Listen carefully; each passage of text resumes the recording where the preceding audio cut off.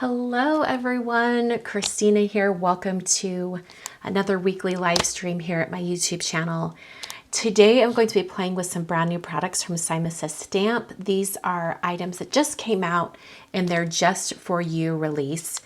And I actually have two card ideas that I could make. And so I thought I would ask those of you who are here watching live which one you would prefer. So I'm going to put a poll up here in a minute, but I'm going to talk about the ideas first and then I'll have you vote. And okay, here we go. So the first idea is I thought it'd be really fun to do a watercolor background using the quilted Cling stamp and doing some embossing and then watercoloring over the top, kind of playing with some watercolors, and then pairing that with a die cut greeting. I'm thinking like golds, really shimmery shades, maybe even bring in some Yuli watercolors. I have a new Yuli watercolor set that came out a couple weeks ago that would be really pretty with this. So that's option one. Option two is using this, let's see, Mother's Day bouquet set, and there's also matching dies. And I thought I could either watercolor it or I could use Copics, one or the other. So I'm wondering, which card idea should I create? Do you want the watercolor background or the flower bouquet? So looking at the poll, it looks like watercolor background is winning by about 60%. So that just tells me that some of you still want to see this one at some point. So I'll hold on to that. Maybe we'll do a card with that in the future. So this is the quilted background. This is from the brand new Just For You release from Simon Says Stamp. Oh, and I did have one more vote for you guys to take, actually. I have two different ideas for this background. The first one was using distressed reinkers, and I thought like blues and a little bit into like a green. Plus, I was going to add like a gold shimmer watercolor. So there's the distressed reinker option, right? Or I was thinking just do it purely in this new set of watercolors from Yuli Watercolor. So completely different color palette. This is like purple, pinks, golds, maybe a little bit of orange. This is the Fell in Love set of watercolors. We could just do all shimmery colors. So here we go. Let's do another poll. I guess we'll whatever one wins, we'll do that first. And if there's time, we'll do the other one as well. And it looks like the Yuli shimmer colors are coming in at 66%. So we're going with the Yuli shimmer colors. So the black watercolor paper that is not as delicate as this one. It's from Van Gogh or Royal Talens. This is the Royal Talens Van Gogh black watercolor paper. There we go. And I'll take my background stamp, which is the quilted background stamp from Simon. All right, place that right there. Put that on the door of my Misty. And then I'm going to take an anti-static powder tool. This is the brand new anti-static powder tool from Simon. And, whoa, okay. That's a lot of powder. That's the first time I've used it. Let's use I'm going to have to go over this after I do my embossing and clean up some of that, but we'll see. Sometimes I had trouble getting powder to come out at all, so that was very surprising. Versamark. And I'm going to stamp this twice so that I get a really good impression. This watercolor paper is textured, so it probably won't want to get a really complete stamping. Oh. All right. In fact, you know what? Why am I doing that? I really should just use a stamp press tool. This is a Stampin' Bug glider. All right, open that up. I'm going to stamp it one more time just to get a really good impression. So now when I peel this up, I want to not touch the paper because I'm going to be embossing. So I'm peeling it off carefully. I'll just leave this in my Misty. And I'm going to heat emboss with some gold embossing powder. This is Brutus Monroe Gilded. All right, there's that background done. Now I think I'm going to want to go ahead and do one more background. So I'm grabbing some white watercolor paper This is some Fabriano Artistico Extra White. Okay, and then let's get to the actual painting. I'm gonna grab a slightly larger brush. I'm gonna use a size 6 Escada Prado, and we're just gonna go in here and start painting. I'm just gonna grab a color, and I'm not gonna be real precious about it. I'm just grabbing color and dropping it in.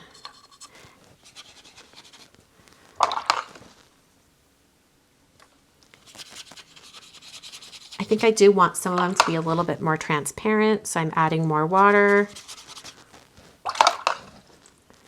Get some of that more red orange in there. I think you do have to have your paints be a little bit more fluid to get them, have it really resisting the heat embossing that's underneath, or yeah, that's underneath the paint. Let's get a little of that pink up here. And I think I do like the black kind of coming through a little bit. I think it looks really cool. Okay, we need more of this reddish orange. Just bring it up through there. Let's bring that bright pink in. Need a little more in that corner. All right. So if you want, you can kind of, I'm going to tip this. It's not really moving the colors too much. Oh, there's a little movement down right here, actually. Okay, I know I have a couple little spots in here that might not be dry, but I think for the most part, we're good. When I'm doing paint splatter, I like to work from the side of an acrylic block. So I'm going to take, let's see. And take this color. Actually, no, I think I just want gold. I think I want gold to be the only splatter color on this. I don't know, we'll see. So I just put it on the side of my block. Get like a nice big puddle. You want it to be pretty fluid. See how fluid that is? Like it's moving. Get quite a bit on there. Okay. And then I can just flick off the side of my block, just like that. And it will add splatter. I think I do want to do that with another color. First, I'm going to wipe off my block on a paper towel. Okay, and then I'm going to grab some of that pink and just start to put it on my block. I feel like I have a little bit more control over where the splatter's going when I use it from the edge of a block. Okay. All right, let's get this going here.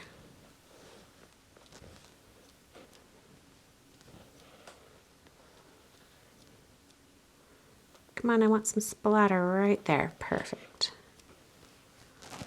All right, and then I'm going to set this aside to dry. I wish you could see how beautiful it is. I mean, it is so shimmery. It's just gorgeous. I'm going to set this aside and we're going to work on the other background, which I'm going to be using some Distress Reinkers. So Salvage Patina, Mermaid Lagoon, and Uncharted Mariner. Oh, I never say it right. They might be a little bit too similar in color. We'll see. All right, then I'll add this Uncharted Mariner down at the bottom. And then I want to make sure I have this gold ready to go. So I'm going to put some drops of water on it. Just when I use reinkers, my favorite way to use them, sorry, I just found some paint, need to clean up, is to spray the background so it's nice and wet, and then just start dropping in the reinker color because it's going to be very intense. So I'm just using my Distress sprayer just to spray that, get lots of water on there, pull all the water to every area. All right, I'm gonna grab a larger brush. Now using a size 10 Escada, And let's drop in some of this salvage patina. And it goes on really quick because there's lots of water already on there. Now let's do some Mermaid Lagoon. And I love this intense color. All right, and then Uncharted Mariner. Oh yeah, that's really pretty. That really dark shade. We'll need some darker spots for the gold to really stand out. I'm going to bring in more of the salvage patina just to kind of get some of the color to mix. Okay, there's a lot of water on here, but I'm going to tip my board here a little bit. And just the ones that are already off the side, I'm just going to sop up with my paper towel. I can even use the corner of my paper towel just to grab some paint in some areas. That's looking really cool by itself. Like, do I want to add the gold? I don't know, maybe. I'm thinking I don't want to do a second layer. Look how pretty this is, especially when you tip it in the light and you can get the gold. How pretty. I think it looks so pretty. Let's do this shape. We haven't really done any of that one yet. I don't really know which areas are going to be actually showing on my card because I'm going to cut this down. So we'll see. All right, so now you can see all that gold. Oh, I love that. So pretty. And like such different looks today on both of these. That's crazy.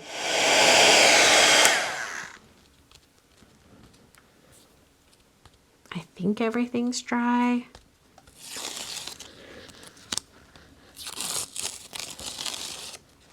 So I'm thinking maybe we'll do a A2 card with this one and a 5x7 card with this one, just preserve as much of the area as we can. I like to use Waffle Flower A2 and A7 layer dies just to die cut these so that I know they're going to be sized perfectly for my cards. So let's do the A7 first. Yeah, I think that's the size that's going to preserve the most on that one. Perfect. And then for our other card, I'm thinking I want to cut it right there because it's going to get right there. Alrighty. Here's this other one. Oh, that's gorgeous. I know it's like not traditional like galaxy colors, but it reminds me of a galaxy. It might be because of the paint splatter. I don't know. The greeting is from that release from Simon, and I'm just going to use Sending Love. I think it could work for both of these.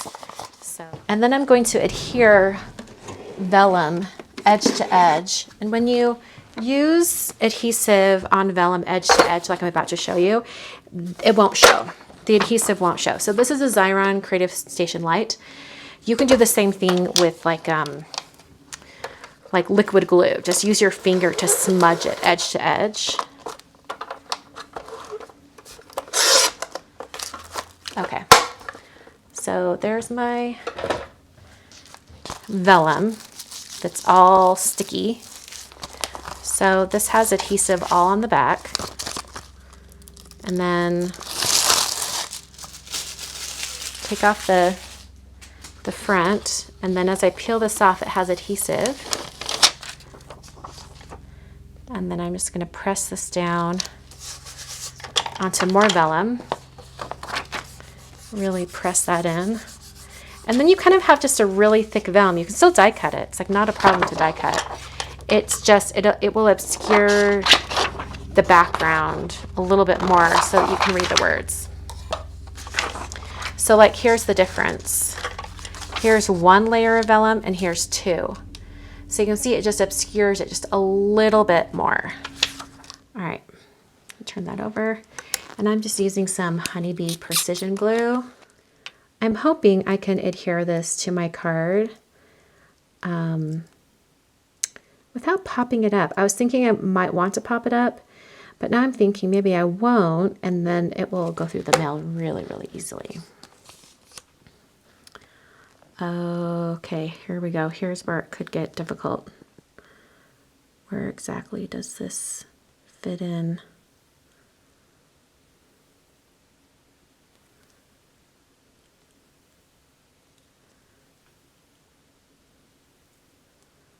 Not bad. Oh, go back, go back. Not perfectly centered, but pretty close. All right, and then we can put just a little dab of glue right there. And then pick up the little dot for the eye, put it right there. And once it's glued down, you can kind of see it a little bit better. In fact, I think I might even have it at a diagonal so it fits just a little bit better. And I'm going to run these through my Xyron because then it will put adhesive all on the back. And I can just stick them right down.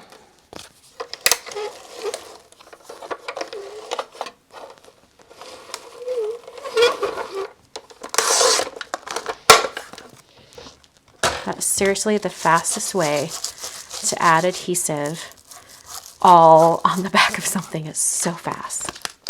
I love it. I don't even know if they sell the Xyron Creation White anymore. It's been so many years since I've had one, so it just makes it into like one big huge sticker. Okay, just like right there. Press that down. And then you can still kind of see a little bit of the color of the background peeking through. Over here.